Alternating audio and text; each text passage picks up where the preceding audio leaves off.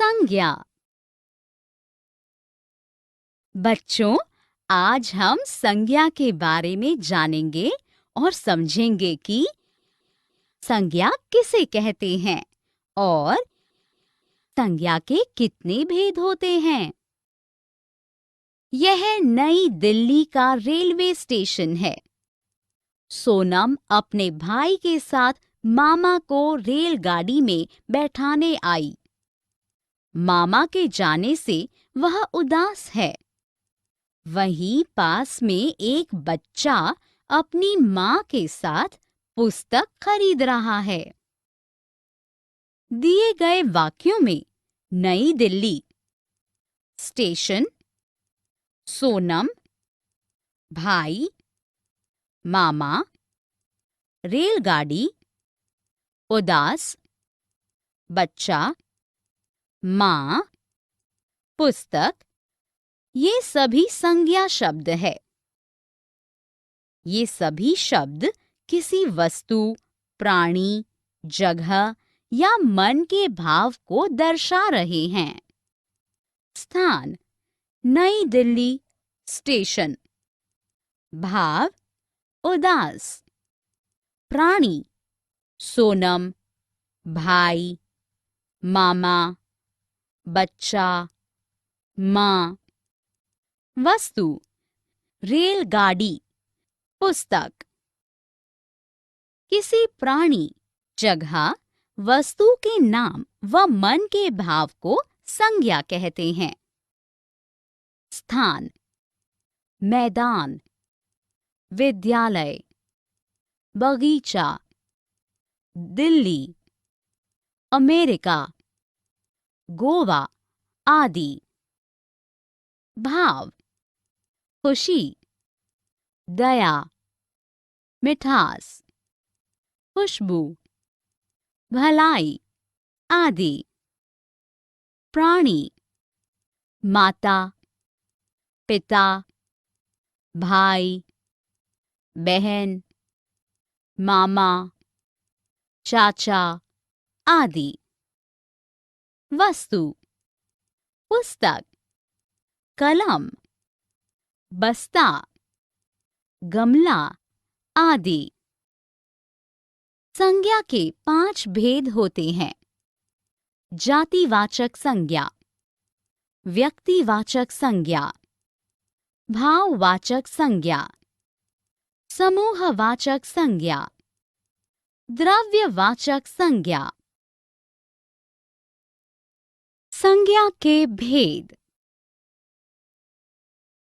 बच्चों, आज हम संज्ञा के बारे में जानेंगे और समझेंगे कि संज्ञा किसे कहते हैं, संज्ञा के कितने भेद होते हैं, कुछ विशेष बातें। किसी प्राणी, जगह, वस्तु के नाम व मन के भाव को संज्ञा कहते हैं। जैसे मनुष्य, मिठास, पुस्तक, दिल्ली, खुशबू, भीड़ आदि सभी संज्ञा शब्द हैं। संज्ञा के निम्नलिखित 5 भेद होते हैं। जातिवाचक संज्ञा, व्यक्तिवाचक संज्ञा, भाववाचक संज्ञा, समूहवाचक संज्ञा, द्रव्यवाचक संज्ञा।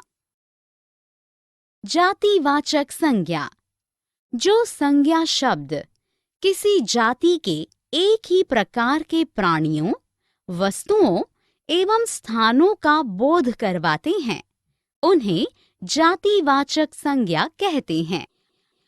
जातिवाचक संज्ञा शब्दों से एक जाति के अंतर्गत आने वाले सभी व्यक्तियों, वस्तुओं व स्थानों का बोध होता है।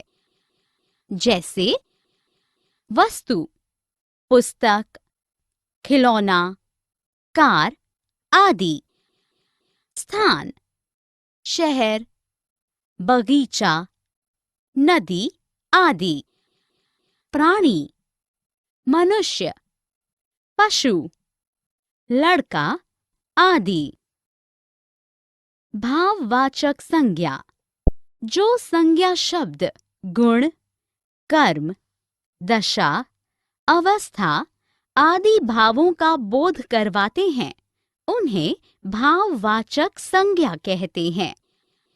सुंदरता, लंबाई, भूख, प्यास, थकावट, लालिमा आदि भाववाचक संज्ञा हैं।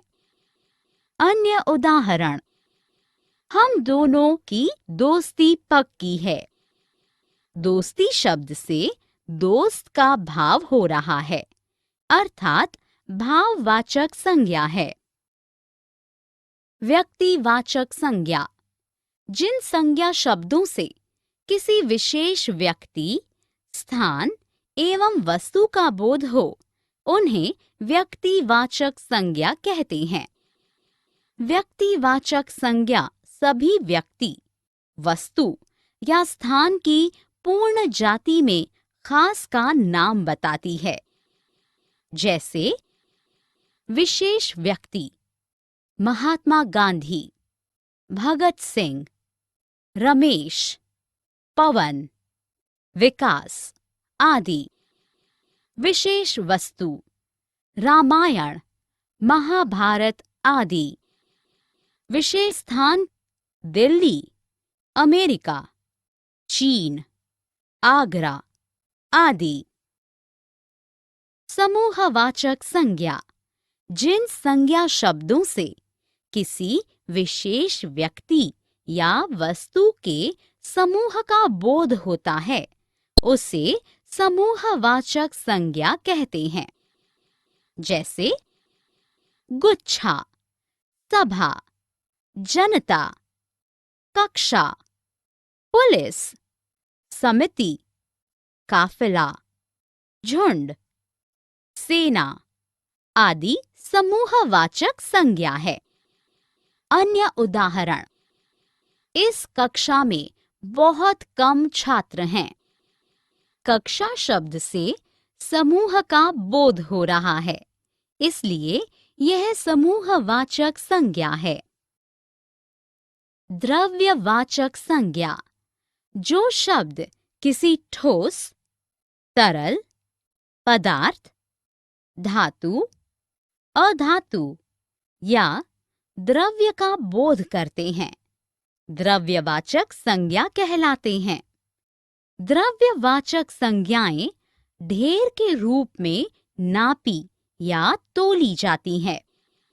जैसे पीतल, सोना, लोहा, घी, चावल, पारा, चांदी, ऊन आदि द्रव्यवाचक संज्ञाएं हैं। अन्य उदाहरण, पानी पी लो।